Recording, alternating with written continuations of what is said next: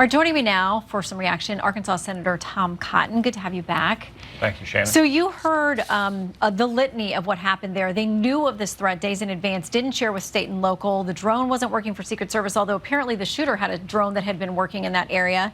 There's so many things. There was requests for enhanced security that were denied. We have another report out this morning from your other colleague, Rand Paul, and he says as well that there were these failures and more. Senator Chuck Grassley says this. The report further exposes a litany of Secret Service procedural and planning errors, including misallocation of resources, lack of training, and pervasive communication failures.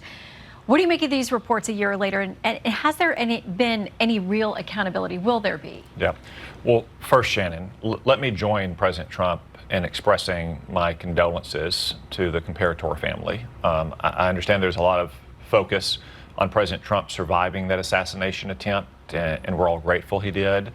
But Corey Comparator was killed a year ago today as well. So we extend our condolences to his widow and his family and loved ones. I also want to join President Trump in expressing my thankfulness and gratitude for the agents who were immediately on the scene, who protected his life and the other lives in that field that day. But I think President Trump is right as well, that mistakes were made that day.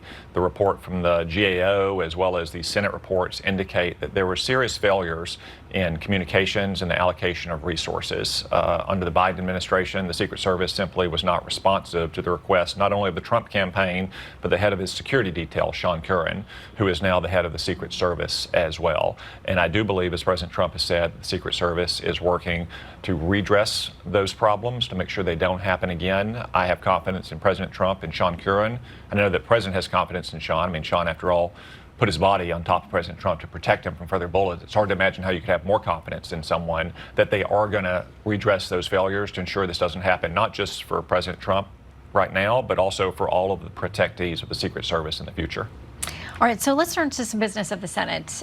Tariffs are now playing out, and we understand August 1st, there are some new ones that will kick in based on these letters the president, the White House has sent out, unless there are deals done in advance of that. Former Vice President Mike Pence had some interesting statements this week. He was saying Congress actually has the power he believes to be controlling what's going on with the tariffs, and that you guys have ceded too much power and it's time to take some of that back. Is there a role for the Senate? Well, Congress over the years, I mean, it's going back a century, has given the president broad discretion to negotiate tariffs. I think that's a reflection of just the institutional differences between the Congress, 535 members of Congress, and the president speaking for the nation in the conduct of foreign policy. And I think it's important to see these tariffs as an extension of our broader foreign policy, trying to achieve critical national objectives. One of them certainly is in the context of trade. Now, you've heard a lot the last week about tariffs at 20% or 40% or 50% on other nations. Those are pretty high, I grant you that. Japan puts a tariff on American rice of 700%. Arkansas rice farmers would love to sell our rice into Japan, but at a 700% tariff, it's a bit hard. So President Trump is using these tariffs or the threat of tariffs in part to get better deals and open more markets up for our farmers and our cattlemen and our foresters and our manufacturers. A second important context is national security. The president has announced new tariffs on copper.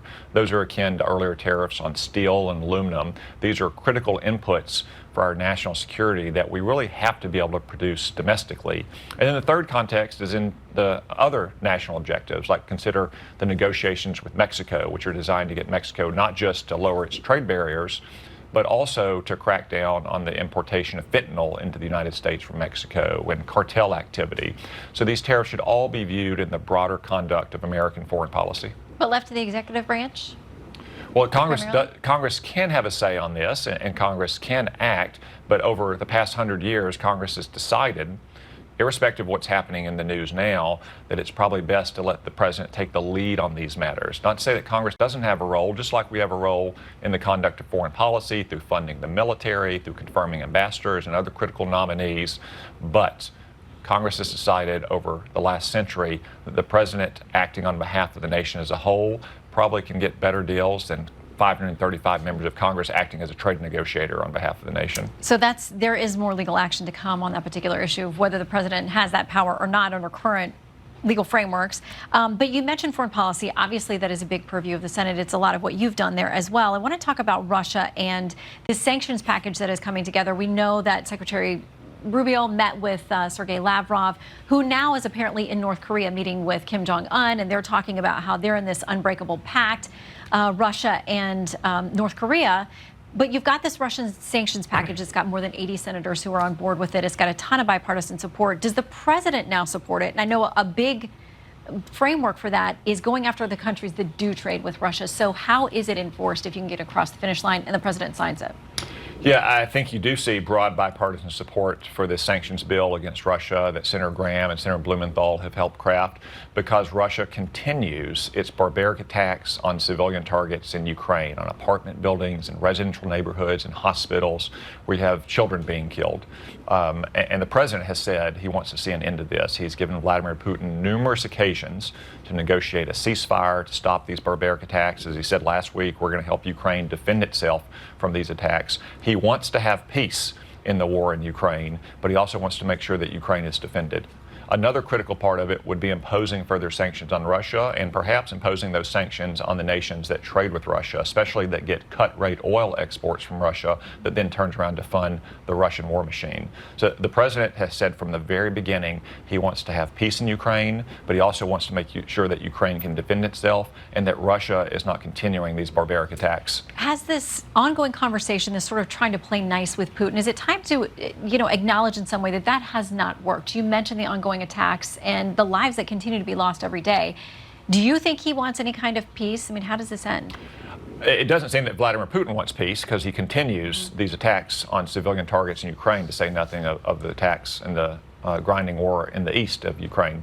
I wouldn't say that President Trump has been playing nice with Putin. He's been trying since he came to office to put an end to this war. I think we all know, given the battlefield realities, that it's going to end in some kind of negotiated peace. That's because Joe Biden first tempted Vladimir Putin to invade Ukraine again, as he invaded Ukraine the first time when Barack Obama was president, not when Donald Trump was president, I would note.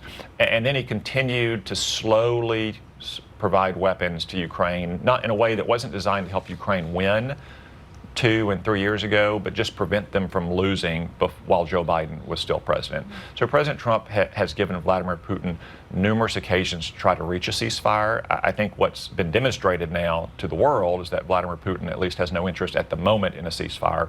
The way to make progress is what President Trump has done time and again, what you saw him do last month with Iran, is peace through strength, to make it clear to Vladimir Putin that he has more to lose on the battlefield in Ukraine than he has to lose at the negotiating table.